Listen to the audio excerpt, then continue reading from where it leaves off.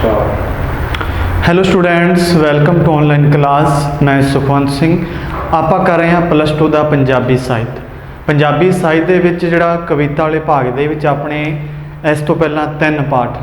ਪਹਿਲਾ ਪਾਠ ਸੀ ਧਨੀ ਰਾਮ ਪਹਿਲਾ ਪਾਠ ਭਾਈ ਵੀਰ ਸਿੰਘ, ਫਿਰ ਪੂਰਨ ਸਿੰਘ ਤੇ ਧਨੀ ਰਾਮ ਚਾਤਰਿਕ। 3 ਕਵੀ ਦੀਆਂ ਕਵਿਤਾਵਾਂ ਆਪਾਂ ਕਰ ਲਈਆਂ ਹਨ।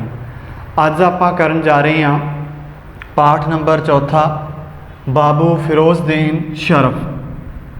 ਇਹਨਾਂ ਦੇ ਅੱਜ ਆਪਾਂ ਕਵਿਤਾ ਕਰਾਂਗੇ। ਪੰਜਾਬੀ ਕਾਵਧਾਰਾ ਦੇ ਵਿੱਚ ਇਹਨਾਂ ਦੀਆਂ ਜਿਹੜੀਆਂ 2 ਕਵਿਤਾਵਾਂ ਹਨ, ਇੱਕ ਤਾਂ ਅਰਸ਼ੀ ਦੀਵਾਲੀ ਤੇ ਦੂਜਾ ਹੈ ਮੈਂ ਪੰਜਾਬੀ। ਪਹਿਲਾਂ ਆਪਾਂ ਕਰਾਂਗੇ ਅੱਜ ਅਰਸ਼ੀ ਦੀਵਾਲੀ। ਇਹਨਾਂ ਦੀ ਜਿਹੜੀ ਪਹਿਲੀ ਕਵਿਤਾ ਹੈ, ਪਹਿਲੀ ਕਵਿਤਾ ਅਰਸ਼ੀ ਦੀਵਾਲੀ। ਜਿਹੜੀ ਇਹਨਾਂ ਦੀ ਪਹਿਲੀ ਕਵਿਤਾ ਹੈ ਉਹ ਹੈ ਅਰਸ਼ੀ ਦੀਵਾਲੀ। ਬਾਬੂ ਫਿਰੋਜ਼ਦੀਨ ਸ਼ਰਫ ਦੀ ਪਹਿਲੀ ਕਵਿਤਾ ਜਿਸ ਦਾ ਨਾਮ ਹੈ ਅਰਸ਼ੀ ਦੀਵਾਲੀ। 3 ਪਾਠ ਆਪਣੇ ਪੂਰੇ ਹੋ ਗਏ ਪਿਛਲੀ ਵੀਡੀਓ ਤੱਕ।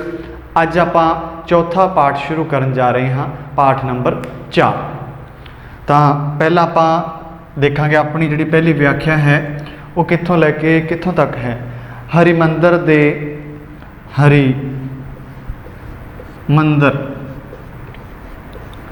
ਹਰਿਮੰਦਰ ਦੁਖਿਆਰੀਆਂ ਨੇ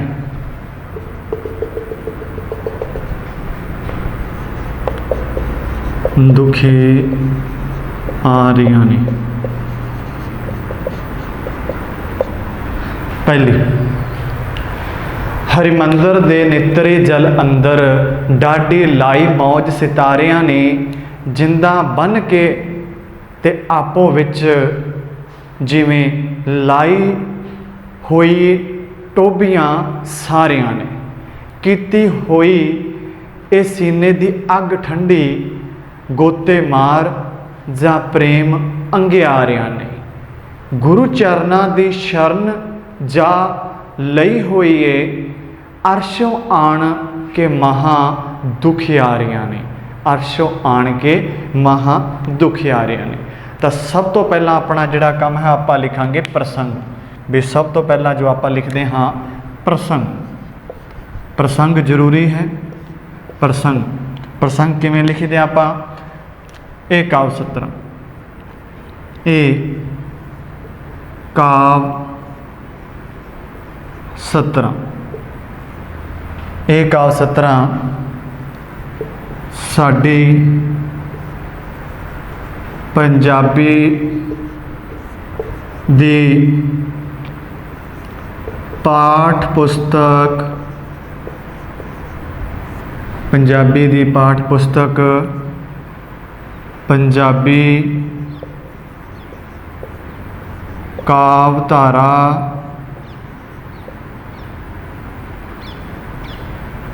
ਪੰਜਾਬੀ ਦੀ ਪਾਠ ਪੁਸਤਕ ਪੰਜਾਬੀ ਕਾਵਧਾਰਾ ਭਾਗ ਦੂਜਾ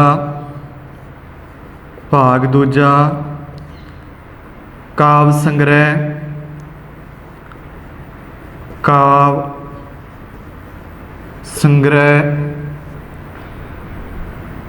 ਵਿੱਚ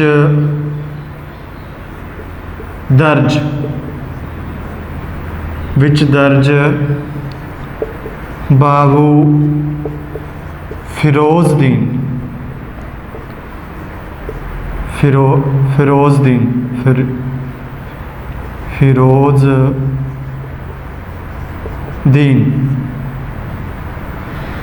ਸ਼ਰਫ ਦੀ ਕਵਿਤਾ ਰਚਨਾ ਕਰ ਲਓ। ਦੀ ਰਚਨਾ ਅਰਸ਼ੀ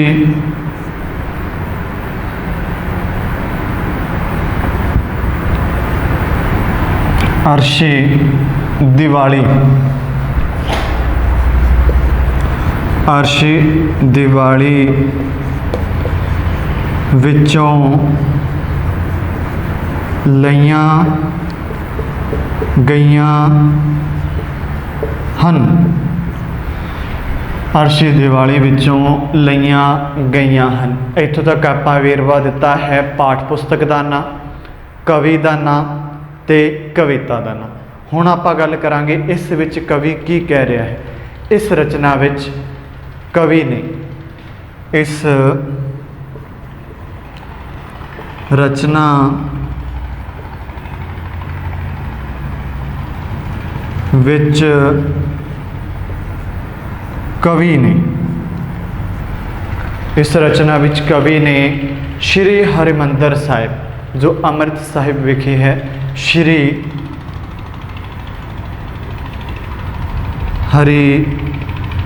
ਹਰਿਮੰਦਰ ਸਾਹਿਬ, ਸ਼੍ਰੀ ਹਰਿਮੰਦਰ ਸਾਹਿਬ ਜੋ ਕਿ ਅੰਮ੍ਰਿਤਸਰ ਵਿਖੇ ਹੈ, ਸ਼੍ਰੀ ਹਰਿਮੰਦਰ ਸਾਹਿਬ ਵਿਖੇ ਦੀਵਾਲੀ ਦੇ ਮੌਕੇ ਤੇ, ਸ਼੍ਰੀ ਹਰਿਮੰਦਰ ਸਾਹਿਬ ਵਿਖੇ ਦੀਵਾਲੀ ਦੇ ਮੌਕੇ ਤੇ ਦੀਵਾਲੀ ਦੇ ਮੌਕੇ ਤੇ ਸ਼੍ਰੀ ਹਰਿਮੰਦਰ ਸਾਹਿਬ ਵਿਖੇ ਦੀਵਾਲੀ ਦੇ ਮੌਕੇ ਤੇ ਜਾਂ ਮੌਕੇ ਉੱਤੇ ਰੋਸ਼ਨੀ ਤੇ ਆਤਿਸ਼ਬਾਜ਼ੀ, ਰੋਸ਼ਨੀ ਤੇ ਆਤਿਸ਼ਬਾਜ਼ੀ, ਰੋਸ਼ਨੀ ਤੇ ਆਤਿਸ਼ਬਾਜ਼ੀ ਦੇ ਅਦਭੁਤ ਨਜ਼ਾਰਿਆਂ ਨੂੰ, ਆਤਿਸ਼ਬਾਜ਼ੀ ਦੇ ਅਦਭੁਤ, ਕਿਹੜੇ ਨਜ਼ਾਰੇ? ਅਦਭੁਤ ਨਜ਼ਾਰਿਆਂ ਨੂੰ, ਅਦਭੁਤ ਨਜ਼ਾਰਿਆਂ ਨੂੰ, ਜਿਹੜੇ ਅਦਭੁਤ ਨਜ਼ਾਰੇ ਹੈ, ਅਦਭੁਤ ਨਜ਼ਾਰੇ ਨੂੰ ਵੱਖ-ਵੱਖ, ਅਦਭੁਤ ਨਜ਼ਾਰੇ ਨੂੰ, ਨਜ਼ਾਰੇ ਕਰਾਂਗੇ ਆਪਾਂ, ਨਜ਼ਾਰੇ, ਨਜ਼ਾਰਿਆਂ ਨਹੀਂ, ਨਜ਼ਾਰੇ ਨੂੰ ਜਿਹੜੇ ਵੱਖ-ਵੱਖ ਬਿੰਬ, ਵੱਖ-ਵੱਖ ਉਪਮਾਵਾਂ ਨੂੰ ਰੂਪਮਾਨ ਜਾਂ ਰੂਪਕਾਂ ਨਾਲ ਪੇਸ਼ ਕੀਤਾ ਹੈ, ਰੂਪਕਾਂ ਨਾਲ ਨੂੰ ਵੱਖ-ਵੱਖ, ਵੱਖੋ-ਵੱਖਰੀ, ਵੱਖ-ਵੱਖ ਉਪਮਾਵਾਂ ਨੂੰ, ਜਿਹੜੇ ਵੱਖ-ਵੱਖ ਜਿਹੜੀਆਂ ਉਪਮਾਵਾਂ ਤੇ ਰੂਪਕਾਂ ਨਾਲ ਪੇਸ਼ ਕੀਤਾ ਹੈ, ਤੇ ਰੂਪਕਾਂ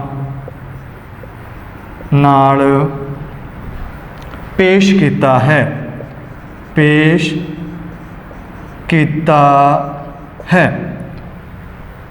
ਪ੍ਰਸੰਗ ਹੈ। ਇਹ ਕਾਵਿ ਸਤਰਾਂ ਸਾਡੀ ਪੰਜਾਬੀ ਦੀ ਪਾਠ ਪੁਸਤਕ ਪੰਜਾਬੀ ਕਾਵਿਧਾਰਾ ਭਾਗ ਦੂਜਾ ਕਾਵਿ ਸੰਗ੍ਰਹਿ ਦੇ ਵਿੱਚ ਦਰਜ ਬਾਬੂ ਫਿਰੋਜ਼ਦੀਨ ਸ਼ਰਫ ਦੀ ਰਚਨਾ ਅਰਸ਼ੀ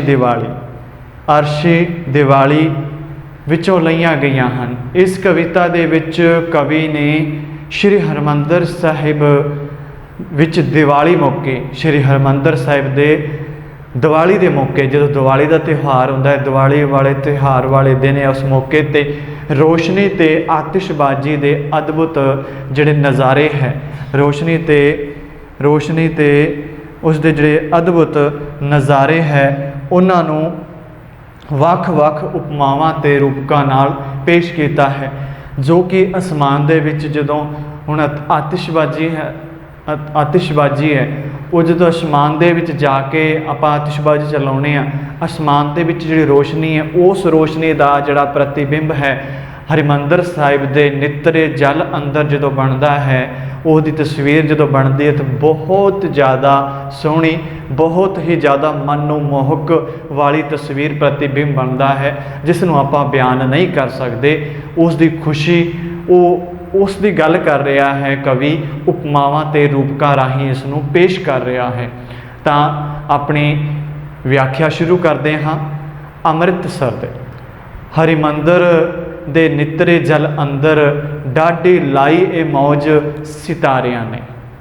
ਤਾਂ ਕਵੀ ਕਹਿੰਦਾ ਹੈ कि श्री हरिमंदर साहिब विखे रोशनी ते आतिशबाजी दे प्रतिबिंब ने सरोवरां दे नितरे हुए जल ते सितारियां दे रूप धार के बड़ा ही स्वादला दृश्य जिहड़ा सिरज दिता है। हुण देखो आतिशबाजी जो चलाउने आसमान चलूगी, वो जो चलन ते जिहड़ी रोशनी है, जिहड़ा उहदा कलर है, रोशनी बनती है, चानन है, ਉਹਦਾ ਜਿਹੜਾ प्रतिबिंब किस ते बन रहा है, ਅੰਮ੍ਰਿਤਸਰ ਦੇ ਜਿਹੜਾ ਸਰੋਵਰ ਹੈ ਨਿਤਰਿਆ ਜਿਹੜਾ ਸਾਫ਼ ਕੰਚ ਵਰਗਾ ਸਾਫ਼ ਪਾਣੀ ਹੈ, ਉਸ ਦੇ ਉਹਦੇ प्रतिबिंब ਦੀ ਜਿਹੜੀ प्रतिबिंब ਦਾ रूप है किहो जिहा लगदा है, सितारियां वर्गा।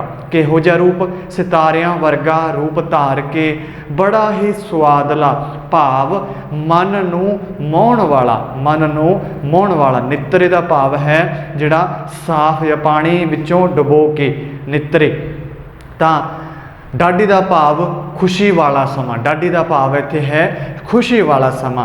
तां जिहड़ा हरिमंदर साहिब दे विखे रोशनी अते आतिशबाजी, रोशनियां भाव चारे पासे जिहड़ी रोशनियां है, डेकोरेशन है, चानन है, उहदा जिहड़ा प्रतिबिंब है किस ते बन रहा है, हरिमंदर साहिब दे सरोवर दे उत्ते बन रहा है, जिसनूं देख के बड़ा ही स्वादला दृश्य नज़र आ रहा है।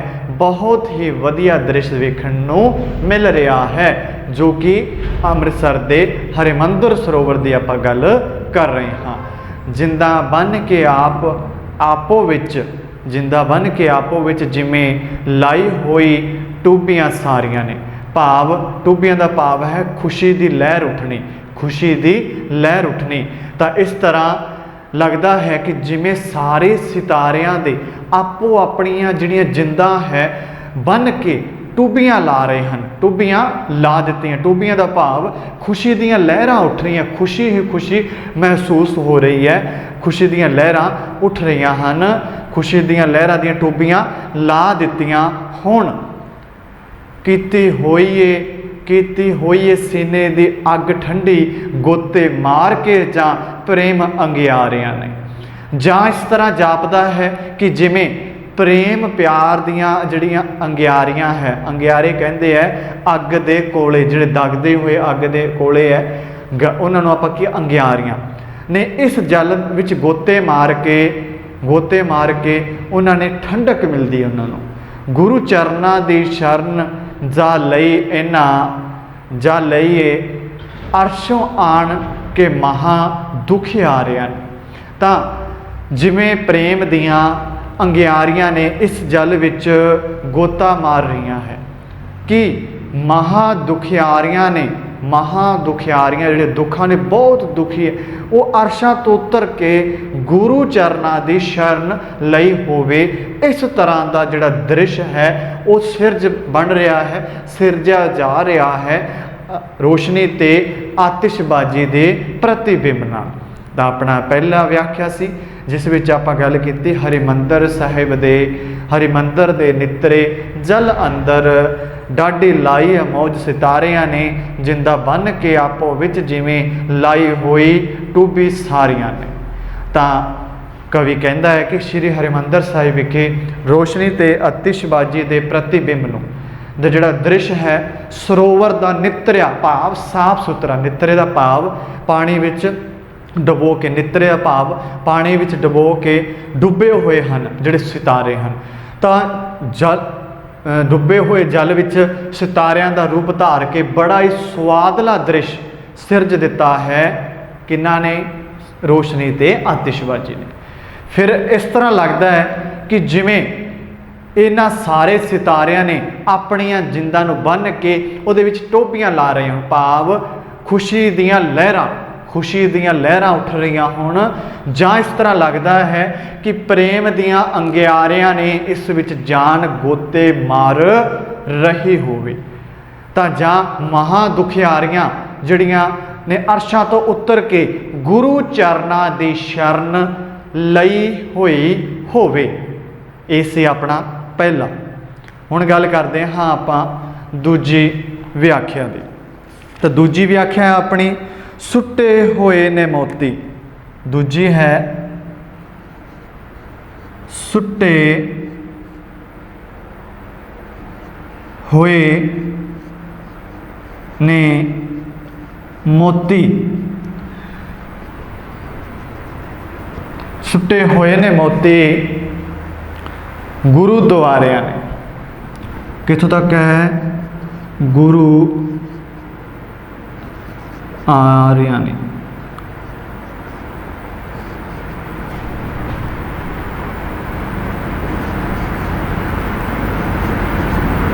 गुरु द्वारिया ने, सिट्टे होए ने मोती गुरु द्वारिया ने।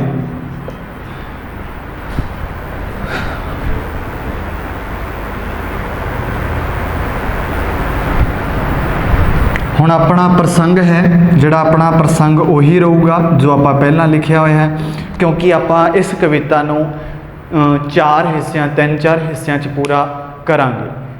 3-4 हिस्सियां च आपां इस नूं पूरा करांगे, इसलिए अपना प्रसंग तुसीं ध्यान च रखना है। प्रसंग अपना उही है। हुण इहदे विच आपां गल करदे हां, सुट्टे होए ने मोती जां करनियां दे अमृतसर विच रब्बी प्यारियां ने। सुट्टे होए ने मोती जां करनियां दे अमृतसर विच रब्बी प्यारियां ने। जां ए सच्ची प्रीत दे, जां ए सच्ची प्रीत दे हार चमकण झिलमिल लाईए हीरियां नियारियां ने। तां इस विच कवि इस कविता विच कवि कहंदा है कि श्री हरमंदर साहिब विखे रोशनी ते आतिशबाजी दे प्रतिबिंब ने सरोवर दे नितरे हुए जल नूं इस तरह का पेश किया है कि जिमें इस तरह का दिखाई दे रहा है कि जिमें इस विच रब दे प्यारे भाव महापुरुष, रब दे प्यारे भाव जिहड़े महापुरुष है उन्होंने अपनी करनियां भाव उन्हों की जिहड़ी कमाई है, उन्होंने महापुरुषों की करनी है, उन्होंने जिहड़ी कमाई है, करनियां दे जिहड़े फुल है वो इहदे विच सुट्टे हुए हैं। इस दे विच सुट्टे हुए हैं, किस विच? इस सरोवर दे विच, इस सरोवर दे विच सुट्टे हुए हैं। ते उन्हां विच जिहड़ी अद्भुत जिहड़ी प्रेम दे परोए हुए हीरियां दे वांग झिल मिला रहे हैं, झिलमिल कर रहे हैं। भाव देखण भी आपां नूं जिवें हीरियां दी चमक है, हीरियां दी चमक दी तरह सरोवर दे विच ओ चमक रहे हैं, झिलमिल लाई हुई है। कीते होए ने बाबे दे चरण भेटा, कीते होए ने बाबे दे चरण भेटा स्वर्गी लाल जां रब्बी वणजारियां ने। जां ए इश्क हकीकी दे चंगियाड़े दबे हुए ने गुरुद्वारियां ने। तां कह रहा कि अमृतसर दे नितरे हुए सरोवर दे विच जो प्रतिबिंब दा सुआदला दृश्य नज़र आ रहा है वो इस तरह लगता है कि जिमें रब दे प्यारे कौन है? जिहड़े भगत है, परमात्मा की बंदगी करते हैं, सिमरन करते हैं, उसनूं याद करते हैं। वो महापुरुषों ने अपनी करनियां नाल, अपनी करनी कमाई दे नाल, अपने सिमरन दे नाल, उस नाल जिहड़ा जिहड़े मोती है उस सरोवर दे विच सुੱਟ दिते हैं। ते ਉਹਦਾ ਜਿਹੜਾ अद्भुत ਜਿਹੜਾ ਹੀਰਿਆਂ ਦੇ मोती इस तरह लगते हैं कि जिन्होंने बहुत ही ज़्यादा कीमती हीरियां का रूप धार के झिलमिल लाइए चमक रहे हैं नितरे जल के अंदर। जां ये इस तरह लग रहे हैं जिमें रब के नां दे व्यापारियां ने बाबे के चरणों विच स्वर्ग तो लियांदे हुए लाल भाव हीरे जवाहरात भेंट कर दिते होण। जां ये इस तरह लग रहा है कि जिमें इत्थे गुरुद्वारियां दे ने रब दे सच्चे प्यारियां दे चिंगियाड़े दबे हुए होण। जिहड़े रब दे प्यारियां दे चिंगियाड़े दबे हुए होण। तां अपनी दूजी व्याख्या की सी? सुट्टे हुए ने मोती करनियां दे अमृतसर विच रब्बी प्यारियां ने। करनियां भाव करामाता, करनियां भाव करामाता जिन्हां ने तप किया, परमात्मा का सिमरन किया, परमात्मा नूं पाया, महसूस किया। इश्क हकीकी बोलते हैं रब्बी प्यार, रब नाल प्यार, नज़ारियां भाव अद्भुत दृश्य है जिहड़ा ਵਣਜਾਰੇ ਆਪਾਂ ਕਹਿੰਦੇ ਹਾਂ ਵਪਾਰੀਆਂ ਨੂੰ। ਤਾਂ ਕਵੀ ਕਹਿੰਦਾ ਹੈ ਕਿ ਅੰਮ੍ਰਿਤਸਰ ਸਾਹਿਬ ਦੇ ਸ਼੍ਰੀ ਹਰਿਮੰਦਰ ਸਾਹਿਬ ਵਿਖੇ ਰੋਸ਼ਨੀ ਤੇ ਆਤਿਸ਼ਬਾਜ਼ੀ ਦਾ ਜਿਹੜਾ ਪ੍ਰਤੀਬਿੰਬ ਹੈ ਉਹ ਸਰੋਵਰ ਦਾ ਨਿਤਰੇ ਹੋਏ ਜਲ ਦੇ ਵਿੱਚ ਇਸ ਤਰ੍ਹਾਂ ਦਾ ਮਹਿਸੂਸ ਹੁੰਦਾ ਹੈ, ਇਸ ਤਰ੍ਹਾਂ ਦਾ ਦਿਖਾਈ ਦਿੰਦਾ ਹੈ ਕਿ ਜਿਵੇਂ ਰੱਬ ਦੇ ਪਿਆਰਿਆਂ ਨੇ, ਜਿਵੇਂ ਰੱਬ ਦੇ ਪਿਆਰੇ ਭਾਵ ਉਹਦਾ ਨਾਮ ਸਿਮਰਨ, ਰੱਬ ਨੂੰ ਪਿਆਰ ਕਰਨ ਵਾਲੇ, ਉਸ ਨੂੰ ਯਾਦ ਕਰਨ ਵਾਲੇ, ਉਸ ਦਾ ਸਿਮਰਨ ਕਰਨ ਵਾਲੇ ਰੱਬ ਦੇ ਪਿਆਰੇ ਮਹਾਂਪੁਰਸ਼ਾਂ, ਆਪਾਂ ਉਹਨਾਂ ਨੂੰ ਕੀ ਕਿਹਾ, ਮਹਾਂਪੁਰਸ਼ਾਂ ਨੇ ਆਪਣੀ ਕਰਨੀਆਂ ਦੇ ਨਾਲ, ਆਪਣੀ ਕਿਰਤ ਦੇ ਨਾਲ, ਭਾਵ ਜਿਹੜੀ ਉਹਨਾਂ ਨੇ ਪ੍ਰਮਾਤਮਾ ਦਾ ਸਿਮਰਨ ਕੀਤਾ ਹੈ, ਕਰਨੀਆਂ ਕੀਤੀਆਂ, ਪ੍ਰਮਾਤਮਾ ਨੂੰ ਸਿਮਰਨ ਕੀਤਾ, ਧਿਆਇਆ, ਆਪਣਾ ਜਿਹੜਾ ਜੀਵਨ ਸਫਲ ਕੀਤਾ, ਪ੍ਰਮਾਤਮਾ ਦਾ ਜਸ ਗਾਨ ਕੀਤਾ। ਉਹ ਉਸ ਰੂਪੀ ਜਿਹੜੀ ਮੋਤੀ ਹੈ ਉਹ ਅੰਮ੍ਰਿਤਸਰ ਦੇ ਹਰਿਮੰਦਰ ਸਾਹਿਬ ਦੇ ਨਿਤਰੇ ਸਰੋਵਰ ਵਿੱਚ ਸੁੱਟੇ ਹੋਏ ਹੋਣ। ਉਹ ਇਸ ਤਰ੍ਹਾਂ ਲੱਗਦੇ ਹੈ ਅਦਭੁਤ ਹੀਰਿਆਂ ਦੇ ਵਾਂਗ। ਕਿਸ ਤਰ੍ਹਾਂ? ਅਦਭੁਤ ਨਜ਼ਾਰਿਆਂ ਦੇ ਵਾਂਗ, ਭਾਵ ਬਹੁਤ ਹੀ ਸੋਹਣਾ ਦ੍ਰਿਸ਼ ਨਜ਼ਰ ਆ ਰਿਹਾ ਹੈ। ਝਿਲਮਿਲ ਲਾਈ ਹੋਈ ਹੈ, ਉਹਨਾਂ ਨੇ ਜਿਹੜੇ ਹੀਰੇ ਝਿਲਮਿਲ ਆ ਰਹੇ ਹੈ, ਚਮਕ ਰਹੇ ਹੈ। ਜਾਂ ਇਸ ਤਰ੍ਹਾਂ ਲੱਗ ਰਿਹਾ ਹੈ ਕਿ ਰੱਬ ਦੇ ਵਪਾਰੀਆਂ ਨੇ ਬਾਬੇ ਦੇ ਚਰਨਾਂ ਵਿੱਚੋਂ ਸਵਰਗ ਤੋਂ ਲਿਆਂਦੇ ਹੋਏ ਲਾਲ ਭੇਟ ਕਰਤੇ, ਭੇਟ ਭਾਵ ਦਾਨ ਕਰਤੇ। ਜਿਹੜੇ ਹੀਰੇ ਮੋਤੀ ਹੈ ਉਹ ਰੱਬ ਦੇ ਭਾਵ ਸਵਰਗ ਤੋਂ ਲਿਆ ਕੇ ਉਹਨਾਂ ਨੇ ਉਸ ਸਰੋਵਰ ਦੇ ਵਿੱਚ ਛੱਡ ਦਿੱਤੇ ਹੁਣ, ਉਹਦੇ ਵਿੱਚ ਸੁੱਟ ਦਿੱਤੇ ਹੁਣ। ਜਿਹੜਾ ਸਰੋਵਰ ਦੇ ਪਾਣੀ ਦਾ ਪ੍ਰਤੀਬਿੰਬ ਦਿਸ ਰਿਹਾ ਹੈ ਉਹ ਇਸ ਤਰ੍ਹਾਂ ਦਾ ਬਹੁਤ ਹੀ ਸੁਆਦਲਾ, ਬਹੁਤ ਹੀ ਮਨਮੋਹਕ, ਮਨ ਨੂੰ ਖੁਸ਼ੀ ਦੇਣ ਵਾਲਾ ਜਿਹੜਾ ਦ੍ਰਿਸ਼ ਹੈ ਉਹ ਸਿਰਜਿਆ ਹੋਇਆ ਹੈ ਇਸ ਦੇ ਵਿੱਚ। ਇਹ ਸੀ ਆਪਣੀ ਦੂਜੀ ਵਿਆਖਿਆ। ਹੁਣ ਗੱਲ ਕਰਦੇ ਹਾਂ ਤੀਜੀ ਵਿਆਖਿਆ ਦੀ। ਜਾਂ ਇਹ ਬੁਲਬਲੇ, ਤੀਜੀ ਹੈ ਜਾਂ ਇਹ ਬੁਲਬਲੇ।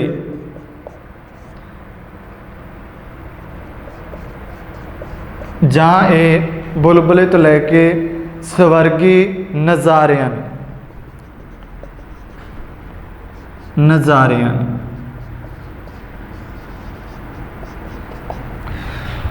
ਸਵਰਗੀ ਨਜ਼ਾਰਿਆਂ ਨੇ। ਜਾਂ ਇਹ ਬੁਲਬਲੇ ਹਵਾ ਤੋਂ ਡਰੀ ਬੈਠੇ, ਲੱਭ ਲਿਆ ਇਹ ਓਲਾ ਵਿਚਾਰਿਆਂ ਨੇ, ਖੇਨੂੰ ਨੂੰ ਖੇਡਣ ਲਈ ਮੱਛੀਆਂ ਨੂੰ। ਜਾਂ ਇਹ ਅੰਬਰੋਂ ਦਿੱਤੇ ਸਿਤਾਰਿਆਂ ਨੇ। ਖੇਨੂੰ ਹੈ ਜਿਹੜੀ ਖਿੱਦੋ, ਖਿੱਦੋ ਕਹਿ ਦਿੰਦੇ ਆਪਾਂ, ਖਿੱਦੋ ਨੂੰ ਕਿਹਾ ਗਿਆ ਹੈ ਕਿ ਬੁਲਬਲੇ ਜਿਹੜਾ ਪਾਣੀ ਦੇ ਉੱਤੇ ਬੁਲਬਲਾ ਬਣਦਾ ਹੈ, ਉਸ ਦੀ ਗੱਲ ਕਹੀ ਹੈ। ਤਾਂ ਕਵੀ ਕਹਿੰਦਾ ਹੈ ਕਿ ਹਰਿਮੰਦਰ ਸਾਹਿਬ ਦੇ, ਸ਼੍ਰੀ ਹਰਿਮੰਦਰ ਸਾਹਿਬ ਦੇ ਵਿਖੇ ਰੋਸ਼ਨੀ ਤੇ ਆਤਿਸ਼ਬਾਜ਼ੀ ਦੇ ਪ੍ਰਤੀਬਿੰਬ ਦੇ ਵਿੱਚ ਜਿਹੜਾ ਦਿਖਾਈ ਦੇ ਰਿਹਾ ਨਿਤਰੇ ਸਰੋਵਰ ਦੇ ਜਲ ਦੇ ਵਿੱਚ, ਉਹ ਇਸ ਤਰ੍ਹਾਂ ਦਿਖਾਈ ਦੇ ਰਿਹਾ ਹੈ ਕਿ ਜਿਵੇਂ ਹਵਾ ਤੋਂ ਡਰਦੇ ਹੋਏ ਬੁਲਬਲੇ, ਚਮਕਦੇ ਹੋਏ ਬੁਲਬਲੇ ਜਲ ਦੇ ਵਿੱਚ ਲੁਕ ਗਏ ਹੋਣ। ਜਲ ਦੇ ਵਿੱਚ ਉਹਨਾਂ ਨੇ ਆਪਣਾ ਓਲਾ ਲੱਭ ਲਿਆ ਹੋਵੇ। ਜਿਹੜੇ ਬੁਲਬਲੇ ਹੈ ਹਵਾ ਤੋਂ ਡਰਦੇ, ਕਿਉਂ? ਕਿਉਂਕਿ ਹਵਾ ਨਾਲ ਜਿਹੜਾ ਪਾਣੀ ਉੱਤੇ ਬੁਲਬਲਾ ਬਣਿਆ ਹੈ ਉਹ ਫੁੱਟ ਜਾਵੇਗਾ। ਤੇ ਉਹਨਾਂ ਨੇ ਹਵਾ ਤੋਂ ਡਰਦਿਆਂ ਨੇ ਆਪਣਾ ਓਲਾ ਭਾਲ ਲਿਆ, ਚਮਕਦਿਆਂ ਹੋਇਆਂ ਨੇ ਓਲਾ ਭਾਲਦੇ ਹੈ।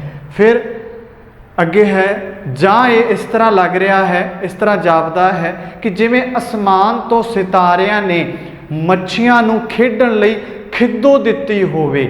ਜਾਂ ਇਸ ਤਰ੍ਹਾਂ ਲੱਗ ਰਿਹਾ ਹੈ ਕਿ ਅਸਮਾਨ ਦੇ ਸਿਤਾਰਿਆਂ ਨੇ ਮੱਛੀਆਂ ਨੂੰ ਖੇਡਣ ਲਈ ਖਿੱਦੋ ਦਿੱਤੀ ਹੋਵੇ। ਜਾਂ ਇਹ ਬੇੜੀਆਂ ਤਾਰੀਆਂ ਨੂਰ ਦੀਆਂ, ਸ਼ਰਤਾਂ ਲਾ ਸ਼ਰਧਾਲੂ ਸਾਰਿਆਂ ਨੇ।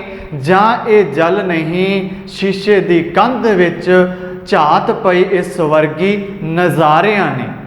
ਤੇ ਜਾਂ ਇਸ ਤਰ੍ਹਾਂ ਲੱਗਦਾ ਹੈ, ਜਾਂ ਇਸ ਤਰ੍ਹਾਂ ਜਾਪਦਾ ਹੈ ਕਿ ਜਿਵੇਂ ਸਾਰੇ ਸ਼ਰਧਾਲੂਆਂ ਨੇ ਸ਼ਰਤ ਲਾ ਕੇ ਚਾਨਣ ਦੀਆਂ ਬੇੜੀਆਂ ਤਰਾਈਆਂ ਹੋਣ। ਬੇੜੀਆਂ ਭਾਵ ਜਿਹੜੀਆਂ ਨਾਵ ਹੈ, ਚਾਨਣ ਦੀ ਜਿਹੜੀ ਰੋਸ਼ਨੀ ਦੀ ਨਾਵ ਹੈ, ਬੇੜੀਆਂ ਹੈ, ਉਹ ਸ਼੍ਰੀ ਹਰਿਮੰਦਰ ਸਾਹਿਬ ਦੇ ਨਿਤਰੇ ਜਲ ਵਿੱਚ ਤਰਾਈਆਂ ਹੋਣ। ਜਾਂ ਇਸ ਤਰ੍ਹਾਂ ਲੱਗ ਰਿਹਾ ਹੈ ਕਿ ਜਿਵੇਂ ਸਰੋਵਰ ਦਾ ਜਲ ਨਹੀਂ ਸਗੋਂ ਇਹ ਸ਼ੀਸ਼ੇ ਦੀ ਕੰਧ ਵਿੱਚ ਸਵਰਗੀ ਝਾਤ ਪਾ ਰਹੇ ਹੋਣ। ਤਾਂ ਆਪਣੀ ਤੀਜੀ ਵਿਆਖਿਆ ਸੀ ਜਾਂ ਇਹ ਬੁਲਬੁਲੇ ਹਵਾ 'ਚ ਡਰੀ ਬੈਠੇ, ਲੱਭ ਲਿਆ ਓਲਾ, ਇਹ ਲੱਭ ਲਿਆ ਓਲਾ ਵਿਚਾਰਿਆਂ ਨੇ। ਜਿਹੜੇ ਸ਼੍ਰੀ ਹਰਿਮੰਦਰ ਸਾਹਿਬ ਦੇ ਨਿਤਰੇ ਜਲ ਵਿੱਚ ਰੋਸ਼ਨੀ ਤੇ ਆਤਿਸ਼ਬਾਜ਼ੀ ਦੇ ਪ੍ਰਤੀਬਿੰਬ ਨੂੰ ਪੇਸ਼ ਕਰਦੇ ਹੋਏ ਦਿਖਾਈ ਦੇ ਰਿਹਾ ਹੈ ਕਿ ਜਿਹੜੇ ਹਵਾ ਤੋਂ ਡਰਦੇ ਹੋਏ, ਜਿਹੜੇ ਚਮਕਦੇ ਹੋਏ ਬੁਲਬੁਲੇ ਹੈ, ਉਹਨਾਂ ਨੇ ਆਪਣਾ ਓਲਾ ਭਾਲ ਲਿਆ ਹੈ, ਆਪਣੀ ਓਟ ਭਾਲ ਲਈ ਹੈ। ਤੇ ਜਾਂ ਫਿਰ ਇਸ ਤਰ੍ਹਾਂ ਲੱਗਦਾ ਹੈ ਕਿ ਜਿਵੇਂ ਅਸਮਾਨ ਤੋਂ ਸਿਤਾਰਿਆਂ ਨੇ ਮੱਛੀਆਂ ਨੂੰ ਖੇਡਣ ਲਈ ਖਿੱਦੋ ਦਿੱਤੀ ਹੋਵੇ, ਇਸ ਤਰ੍ਹਾਂ ਲੱਗਦਾ ਹੈ। ਜਾਂ ਇਹ ਬੇੜੀਆਂ ਤਾਰੀਆਂ ਨੂਰ ਦੀਆਂ, ਸ਼ਰਤਾਂ ਲਾ ਸ਼ਰਧਾਲੂ ਸਾਰਿਆਂ ਨੇ। ਜਾਂ ਇਸ ਤਰ੍ਹਾਂ ਲੱਗਦਾ, ਨੂਰ ਦਾ ਭਾਵ ਹੈ ਚਾਨਣ, ਰੋਸ਼ਨੀ। ਤੇ ਜਾਂ ਇਸ ਤਰ੍ਹਾਂ ਲੱਗਦਾ ਵੀ ਸਾਰੇ ਸ਼ਰਧਾਲੂਆਂ ਨੇ ਸ਼ਰਤ ਲਾ ਕੇ ਚਾਨਣ ਦੀਆਂ ਬੇੜੀਆਂ ਤਰਾਈਆਂ ਹੋਣ। ਜਾਂ ਇਹ ਜਲ ਨਹੀਂ ਸ਼ੀਸ਼ੇ ਦੀ ਕੰਧ, ਝਾਤ ਪਈ ਹੈ ਸਵਰਗੀ ਨਜ਼ਾਰਿਆਂ ਨੇ। ਤਾਂ ਜਾਂ ਇਹ ਕਿਸ ਤਰ੍ਹਾਂ ਲੱਗਦਾ ਹੈ ਕਿ ਜਿਵੇਂ ਇਹ ਪਾਣੀ ਨਹੀਂ, ਇਹ ਸਰੋਵਰ ਦਾ ਜਲ ਨਹੀਂ, ਸਗੋਂ ਇਹ ਸ਼ੀਸ਼ੇ ਦੀ ਕੰਧ ਹੈ, ਜਿਸ ਵਿੱਚੋਂ ਆਪਾਂ ਨੂੰ ਸਵਰਗੀ ਜਿਹੜੇ ਨਜ਼ਾਰੇ ਹੈ ਉਹਨਾਂ ਦੀ ਝਾਤ ਪਾ ਰਹੇ ਹਨ। ਵੀ ਜਿਹੜੇ ਹਰਿਮੰਦਰ ਸਾਹਿਬ ਦੇ ਸਰੋਵਰ ਦੇ ਜਲ ਦੇ ਦ੍ਰਿਸ਼ ਹੈ ਉਹ ਇਸ ਤਰ੍ਹਾਂ ਦੇ ਦਿਖਾਈ ਦੇ ਰਹੇ ਹੈ ਕਿ ਜਿਵੇਂ ਆਪਾਂ ਸਵਰਗ ਦੇ ਨਜ਼ਾਰੇ ਸਵਰਗ ਦੇ ਵਿੱਚ ਦੇਖਦੇ ਹਾਂ, ਉਸ ਤਰ੍ਹਾਂ ਦੀਆਂ ਵਸਤੂਆਂ ਦੀ ਕਲਪਨਾ ਕੀਤੀ ਜਾ ਰਹੀ ਹੈ, ਜੋ ਕਿ ਆਪਣਾ ਸਵਰਗੀ ਅਰਸ਼ ਦੀ ਵਾਲੀ ਦੇ ਵਿੱਚ ਹੈ। ਤਾਂ ਇਹ ਸੀ ਆਪਣਾ ਜਿਹੜੀ ਤੀਜੀ ਵਿਆਖਿਆ, ਜਿਸ ਦੇ ਵਿੱਚ ਆਪਾਂ ਨੂੰ ਕਵੀ ਨੇ ਦੱਸਿਆ ਕਿ ਇਸ ਦੇ ਵਿੱਚ ਜਿਹੜੇ ਬੁਲਬੁਲੇ ਹੈ ਉਹ ਹਵਾ ਤੋਂ ਡਰਦੇ ਹੋਏ, ਹਵਾ ਤੋਂ ਡਰਦੇ ਹੋਏ ਵੀ ਕਿਤੇ ਹਵਾ ਉਹਨਾਂ ਨੂੰ ਭੰਨ ਨਾ ਦੇਵੇ, ਹਵਾ ਦੇ ਅੱਗੇ ਆ ਕੇ ਫੁੱਟ ਨਾ ਜਾਣ, ਉਹ ਚਮਕਦੇ ਹੈ। ਜਿਹੜੇ ਚਮਕਦੇ ਹੋਏ ਬੁਲਬੁਲੇ, ਹਵਾ ਪਾਣੀ ਉੱਤੇ ਬੁਲਬੁਲੇ ਬਣੇ, ਅਸਮਾਨ ਦੇ ਵਿੱਚ ਰੋਸ਼ਨੀ ਤੇ ਆਤਿਸ਼ਬਾਜ਼ੀ ਦੀ ਜਿਹੜੀ ਰੋਸ਼ਨੀ ਹੋ ਰਹੀ ਹੈ, ਉਹਦਾ ਜਿਹੜਾ ਪ੍ਰਤੀਬਿੰਬ ਬਣ ਰਿਹਾ ਹੈ, ਉਹ ਹਰਿਮੰਦਰ ਸਾਹਿਬ ਦੇ ਨਿਤਰੇ ਜਲ ਉੱਪਰ ਬਣ ਰਿਹਾ ਹੈ। ਕਿਸ ਉੱਪਰ ਬਣ ਰਿਹਾ ਹੈ? ਜਲ ਦੇ ਉੱਪਰ ਬਣ ਰਿਹਾ ਹੈ, ਜਿਸ ਨਾਲ ਉਹ ਜਿਹੜੇ ਦ੍ਰਿਸ਼ ਹੈ, ਜਿਹੜੇ ਉਹ ਦ੍ਰਿਸ਼ ਹੈ ਉਸ ਦੇ ਉੱਤੇ ਨਿਤਰੇ ਹੋਏ ਜਲ ਤੇ ਆਪਾਂ ਨੂੰ ਦਿਖਾਈ ਦੇ ਰਹੇ ਹਨ। ਤਾਂ ਉਹ ਆਪਾਂ ਨੂੰ ਇਸ ਤਰ੍ਹਾਂ ਲੱਗਦਾ ਹੈ ਕਿ ਜਿਵੇਂ ਚਮਕਦੇ ਹੋਏ ਬੁਲਬੁਲਿਆਂ ਨੇ ਬਚਾਉਣ ਲਈ ਆਪਣੇ ਆਪ ਨੂੰ ਬਚਾਉਣ ਲਈ ਜਲ ਵਿੱਚ ਓਲਾ ਭਾਲ ਲਿਆ ਹੋਵੇ। ਜਾਂ ਉਹ ਐਂ ਲੱਗਦਾ ਹੈ ਕਿ ਜਲ ਦੇ ਵਿੱਚ ਮੱਛਲੀਆਂ ਫਿਰਦੀਆਂ ਹੈ, ਤਾਂ ਉਹਨਾਂ ਦੇ ਖੇਡਣ ਲਈ ਅਸਮਾਨ ਦੇ ਸਿਤਾਰਿਆਂ ਨੇ, ਜਿਹੜੇ ਸਿਤਾਰਿਆਂ ਨੇ ਮੱਛੀਆਂ ਨੂੰ ਕੀ ਦਿੱਤੀ ਹੋਵੇ? ਖਿੱਦੋ ਦਿੱਤੀ ਹੋਵੇ, ਗੇਂਦ ਦਿੱਤੀ ਹੋਵੇ, ਖੇਡਣ ਵਾਸਤੇ, ਖੇਡਣ ਲਈ ਖਿੱਦੋ ਦਿੱਤੀ ਹੋਣ। ਫਿਰ ਜਾਂ ਉਹ ਇਸ ਤਰ੍ਹਾਂ ਲੱਗਦਾ ਹੈ ਬਈ ਜਿਹੜੇ ਸ਼ਰਧਾਲੂ ਹੈ, ਜਿਨ੍ਹਾਂ ਦੇ ਮਨ ਦੇ ਵਿੱਚ ਸ਼ਰਧਾ ਹੈ ਉਸ ਸਥਾਨ ਦੇ ਪ੍ਰਤੀ, ਸ਼੍ਰੀ ਹਰਿਮੰਦਰ ਸਾਹਿਬ ਪ੍ਰਤੀ ਸ਼ਰਧਾ ਭਾਵ ਸ਼ਰਧਾਲੂਆਂ ਨੇ ਸ਼ਰਤਾਂ ਲਾ ਕੇ ਚਾਨਣ ਦੀਆਂ ਬੇੜੀਆਂ ਪਾਣੀ ਦੇ ਵਿੱਚ ਤਰਾ ਦਿੱਤੀਆਂ, ਜਿਸ ਦੇ ਨਾਲ ਉਹ ਜਿਹੜਾ ਦ੍ਰਿਸ਼ ਬਣਿਆ ਹੋਇਆ ਹੈ। ਜਾਂ ਫਿਰ ਆਪਾਂ ਲੈ ਸਕਦੇ ਹਾਂ ਵੀ ਜਿਹੜਾ ਆਪਣਾ ਸਰੋਵਰ ਦੇ ਵਿੱਚ ਜਲ ਨਹੀਂ, ਸਗੋਂ ਇਹ ਸ਼ੀਸ਼ੇ ਦੀ ਕੰਧ ਹੋਵੇ, ਤੇ ਉੱਥੋਂ ਸਵਰਗੀ ਨਜ਼ਾਰੇ ਮਿਲ ਰਹੇ ਹੈ, ਸਵਰਗੀ ਨਜ਼ਾਰਿਆਂ ਦੀ ਆਪਾਂ ਝਾਤ ਪਾ ਰਹੇ ਹਾਂ। ਤਾਂ ਇਹ ਸੀ ਆਪਣੇ ਅੱਜ ਤੱਕ ਦੇ ਅਰਸ਼ੀ ਦੀਵਾਲੀ ਦੇ 3 ਵਿਆਖਿਆਵਾਂ। ਬਾਕੀ ਅਗਲੀ ਜਿਹੜੀ ਵਿਆਖਿਆ ਹੈ ਤੇ ਜਿਹੜਾ ਆਪਣਾ ਕੁਐਸਚਨ ਹੋਊਗਾ ਉਹ ਆਪਾਂ ਅਗਲੀ ਵੀਡੀਓ ਦੇ ਵਿੱਚ ਕਰਾਂਗੇ। ਉਨੇ ਸਮੇਂ ਦੇ ਵਿੱਚ ਤੁਸੀਂ ਇਹਨੂੰ ਧਿਆਨ ਨਾਲ ਸੁਣਨਾ, ਨੋਟ ਕਰਨਾ, ਸਮਝਣਾ। ਧੰਨਵਾਦ।